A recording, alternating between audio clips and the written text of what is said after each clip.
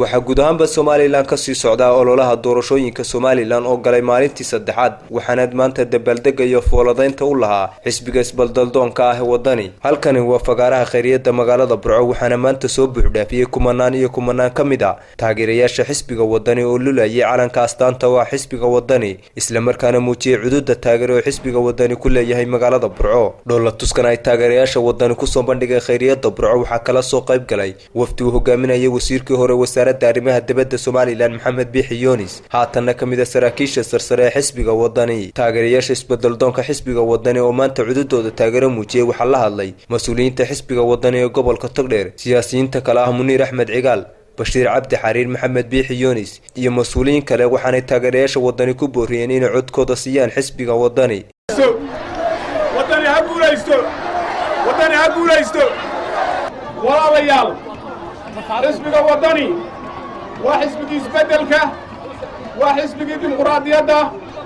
وحزبي hormoodka iyagu shalayto madaxweynaha qarankay soo taageen oo ay soo jiideen oo waliba bariyeen oo yiraahdeen madaxweyne dadkuna yeeli maayeen noo soo bax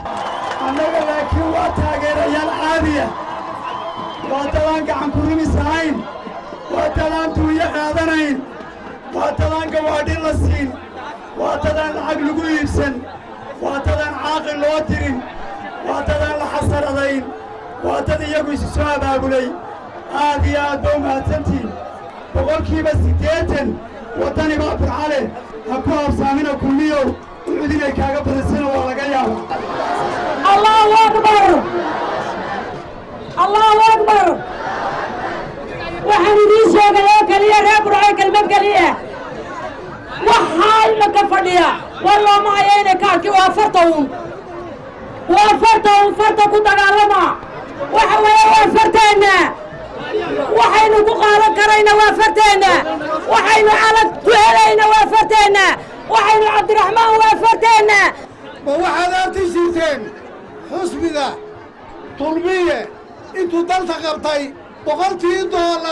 مليار يبغل بولداري مليار يبغل ما انتو قبطينا وحوها 600 إلى 700 وهي 600 مري بياد ما وحش دونه ما سعر مر معها ما تسال حط سيسا ما تسال حط اللبات سيسا عسيرنا هي عندنا هاي كده اللي كده تيري موجسن وهي رجبي عندنا كده يبوشي حسب ودي فلو بقاري قبل كتبلر أيام ما أنت في الله فوق موجسن maalintii uu furayay xisbiga kulmiye maalintii uu furayay ololihiisa doorashada waxa la keenay madaxweynihii jamhuuriyadda Somaliland waxa la oran jiray xabashada mataana la saarnaan madaxweynaha Somaliland baa la soo wadwadi deemaya maalinta codaynta masiirada iskiin dhinac taagi Burco hamidoodo wadani ha guulaysto walaalayaal waxaan aad idinka mahadnaqayaa jamaahiirta kumaakunka iyo kumaakunka ah ee ka badan ee 3 jeer ka badan intii shay tala soo baxday intaana waan ogolahay madaxweynaha ay ixtiraameen khudbadiisii ugu dambeysay buu idin soo jeedinayaa bay ku sheegeen waynu sagootinayna madaxweynaha laakiin muuse waxa la igu ballamay way dhabaatay halka maxamuud xaashim shay ka hadlayay war 7 sanadood buu hor taagnaa tobankii malyan abaaraha la ururiyo meel kaga warramo maxamuud xaashim buu sheegay ummadda reer Burco buu sheegay tobankii malyan ka soo kabashada buu sheegay afarta dacalada magaalada ugu baxno dadkeenu caydoon la walaalayaal daadsan xaguu mariyay maxamuud xaashim tobankii malyan barnaamij wuxuu idin sameeyay barnaamijkii mustaqbalkiina afkhaliya iyo huwa igu celina maaha kii uu idinku barwaaqayn lahaa ayuu idinla gelayaa barnaamijkiisa dhallinyarada iyo shaqadeeda ugu horraysa shaqadeeda iyo waxbarashadeeda ugu horreeya waxaan idiin sheegayaa kelmad labaad innagu waxaynu nahay xisbi mucaarad baynu nahay hantida qaranka kuma dagaalano xoolaha ummadda kuma dagaalano ma haysanno haddaa calan weynaa soo baxa haddaa bas weynaa soo lugeeya hadda koofiyad weeyaan madaxa xilna casbarsada ma hada xilna casbarsada xilnaha casba wadaniga waa kii dhaqankeena